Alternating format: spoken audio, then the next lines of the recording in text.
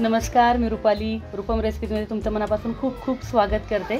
तर आज मी तुम्हाला खव्याचे गुलाबजाम बनवायला शिकवणार आहे. आपल्या चॅनलवर मी बरेचसे खव्यापासून गुलाबजाम बनवलेले दाखवलेले आहेत. काही जास्त क्वांटिटीमध्ये दाखवलेले आहेत. ज्यांच्यासाठी बिझनेस करायचा आहे त्यांच्यासाठी जास्त क्वांटिटीमध्ये पण मी खव्याचे गुलाबजाम दाखवलेले आहेत. आज मी अगदी कमी क्वांटिटीमध्ये तुम्हाला खव्यापासून गुलाबजाम बनवायला दाखवणार आहे.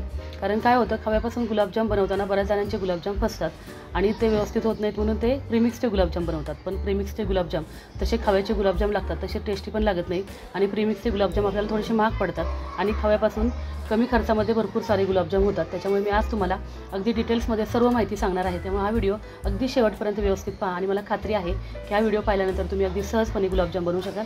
चला मग आजच्या व्हिडिओला सुरुवात करूयात. तर आज मी 250 ग्रॅम खव्यापासून गुलाबजाम बनवणार आहे. त्यासाठी 250 ग्रॅम खवा घेतलेला आहे. खवा आहे तो रेग्युलर घेतलेला आहे. त्याच्यामध्ये 100 ग्रॅम मैदा घालणार आहे.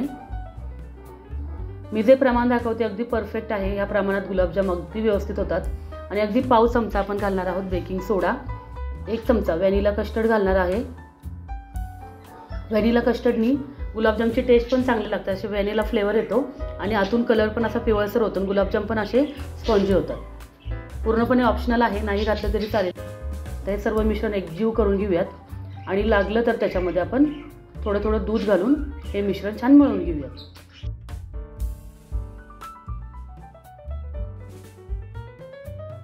थोडंसं मीठ घालायचं आहे.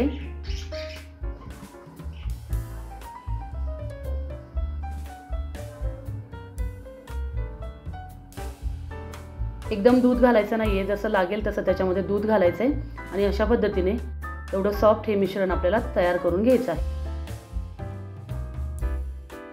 10 मिनिटं असंच ठेवूयात. तोपर्यंत आपण पाक तयार करायला घेऊयात. पाक बनवण्यासाठी मी 450 ग्रॅम साखर घेतलेली आहे आणि त्यामध्ये साखर बुडेल इथपर्यंत पाणी घातलेलं आहे.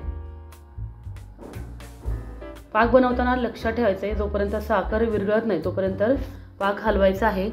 साखर एकदा विरघळली की पाक हलवायचा नाहीये.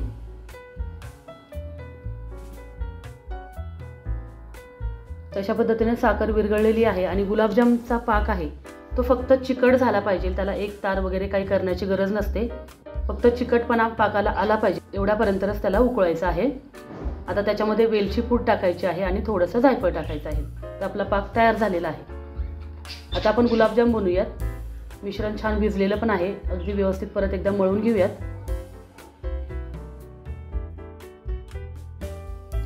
जेवढ्या आकाराचे तुम्हाला गुलाबजाम करायचे आहेत तेवढे आकार देऊन छान गुलाबजाम तयार करून घेऊयात. गुलाबजाम तयार करताना गुलाबजामला असे क्रॅक गेले नाही पाहिजेत. त्यामुळे अगदी हलकंसं प्रेस करून हे गुलाबजाम आपल्याला तयार करायचे असतात. अशा पद्धतीने गुलाबजाम आपण तयार करून घेतलेले आहेत. आता तळताना काही काळजी घ्यायची आहे. गुलाबजाम तळताना तेल जास्त गरम करायचं नाही आहे, म्हणजे एकदम कडकडीत असं गरम नाही करायचं.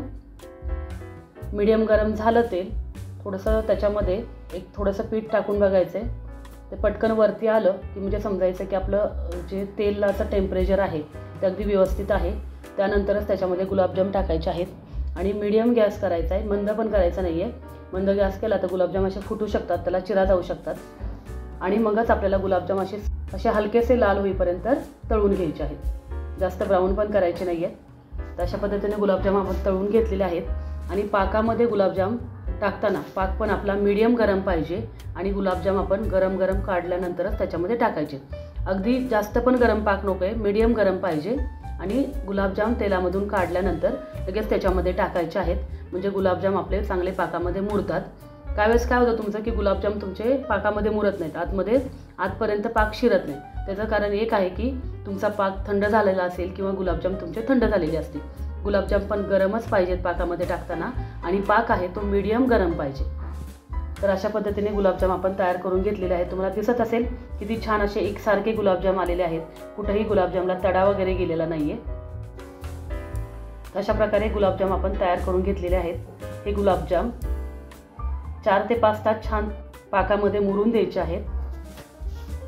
अगदी किती सोप्या पद्धतीने तुम्हाला मी हे गुलाबजाम दाखवलेले आहेत. कोणी पण करू शकेल अशा पद्धतीने हे गुलाबजाम आहेत. मी जे एवढं मिश्रण घेतलं होतं, पाव किलो खवा, 100 ग्रॅम मैदा, त्याच्यामध्ये 1 किलो गुलाबजाम तयार झालेले आहेत. किती छान असा कलर पण आहे गुलाबजामला आणि अगदी सॉफ्ट असे गुलाबजाम आपले तयार होतात. माझी रेसिपी तुम्हाला कशी वाटली मला कमेंट करून नक्की कळवा.